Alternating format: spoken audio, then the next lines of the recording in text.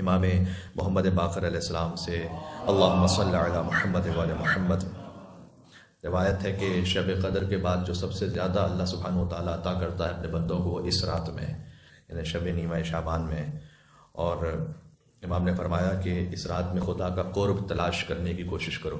خدا کا قرب کا مطلب یہ قربتاً اللہ، یعنی اپنے ہر عمل کو اللہ کی قربت کی نیت سے انجام دو. اور اس کے بعد عظیم الشان جملہ ارشاد فرمایا کہ حقیقت میں یہ وہ شب ہے کہ جس میں اللہ نے اپنی ذات کی قسم کھائی ہے کہ وہ کسی سائل کو خالی ہاتھ واپس نہیں لوٹائے گا. اللہ نے خود اپنی عزت کی قسم کھا لی ہے، سوائے اس کے کہ کوئی معصیت کا سوال کرے. یہ خود امام نے فرمایا آگے کہ اگر کوئی ایسا سوال کرے کہ خود جو سوال جائز نہیں ہے، کسی حرام شے کے بارے میں، حرام نوکری کے بارے میں، کسی حرام تعلق کے بارے میں، تو اللہ سے معصیت کے علاوہ جو کچھ مانگے گا اللہ سبحانہ و تعالیٰ نے اپنی عزت کی قسم کھائی ہے کہ کسی سائل کو خالی ہاتھ واپس نہیں لوٹائے گا. بڑا بلیغ جملہ ہے یہ.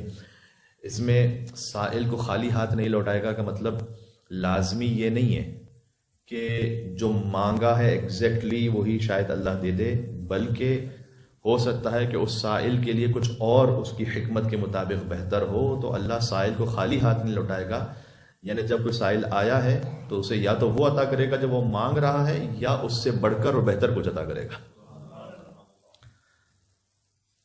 آپ نے کسی سے کہا کہ میں آپ کی کمپنی میں جاب کرنا چاہتا ہوں، مجھے جاب دے دیں. آپ نے اس سے ایک سوال کیا ہے، اس نے پلٹ کر آپ کو کہا کہ ایسا کرتے ہیں پارٹنر بن جاتے ہیں.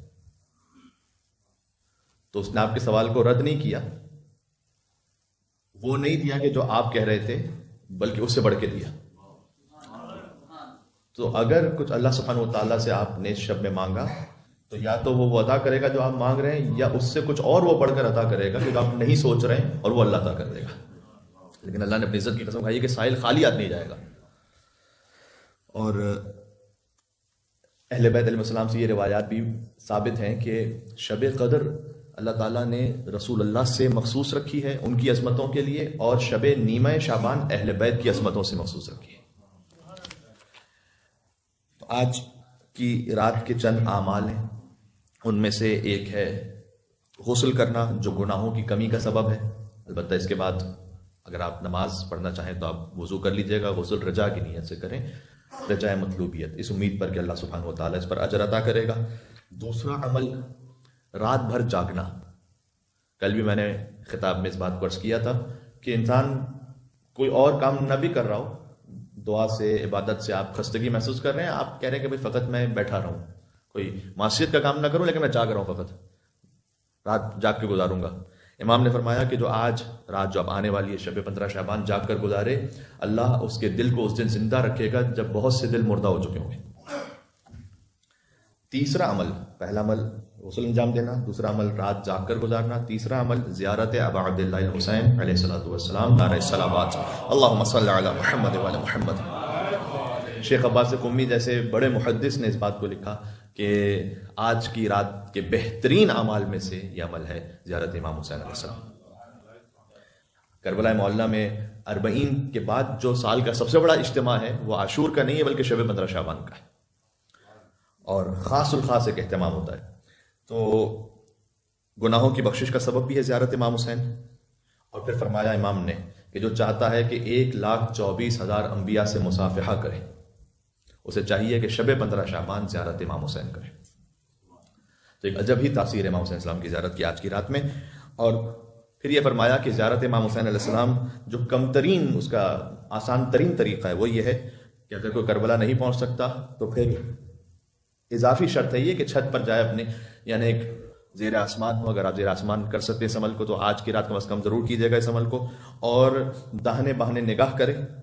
اس پر علماء نے لکھا ہے کہ یہ داہنے باہنے نگاہ کرنے کا سبب شاید اللہ سبحانہ و تعالیٰ نے اس عمل میں یہ قرار دیا ہے کہ سارا عالم مدیون امام حسین علیہ السلام ہے.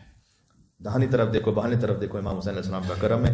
اس کے بعد آسمان کی جانب سر کو بلند کرے اور یہ کہ السلام علیک یا ابا عبداللہ، السلام علیکم ورحمۃ اللہ وبرکاتہ. یہ دو جملے کہ امید ہے کہ اسے اس زیارت پر حج اور عمرے کا ثواب عطا ہو جائے.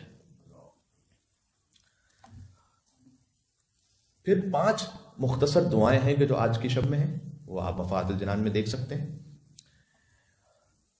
ایک عمل جو بعض مرتبہ مس ہو جاتا ہے مومنین سے، وہ ہے سبحان اللہ والحمدللہ واللہ اکبر ولا الہ الا اللہ، یعنی تسبیحات اربع میں تھوڑی سی ترتیب مختلف ہے۔ سبحان اللہ والحمدللہ تو وہی ہے، پھر ہم پڑھتے ہیں معمولاً سبحان اللہ والحمدللہ ولا الہ الا اللہ واللہ اکبر، اس میں ایک ترتیب مختلف ہے، جو تھرڈ ہے وہ فورتھ ہو جاتا ہے اور فورتھ ہے وہ تھرڈ ہے۔ امام نے اس ذکر بتایا سبحان اللہ والحمدللہ واللہ اکبر ولا الہ الا اللہ، یہ 100 مرتبہ پڑھنے کی تاکید ہے کہ تمام گناہوں کو اللہ سبحانہ و تعالیٰ معاف کر دے گا۔ تو اس تسبیح کو آپ نکالیے، بار بار کثرت صلوات، دعائے کمیل کی تلاوت آج ہی کی شب میں وارد ہوئی ہے، اصل تو آج ہی کی شب میں مولا علی علیہ السلام نے حضرت کمیل کو دعائے کمیل سکھلائی تھی۔ آج کی رات دعائے کمیل کا پڑھنا، نماز جعفر طیار بہت ہی اہم عمل ہے آج کی رات میں۔ یہ چند اعمال تھے کہ جو ہم نے ذکر کیے۔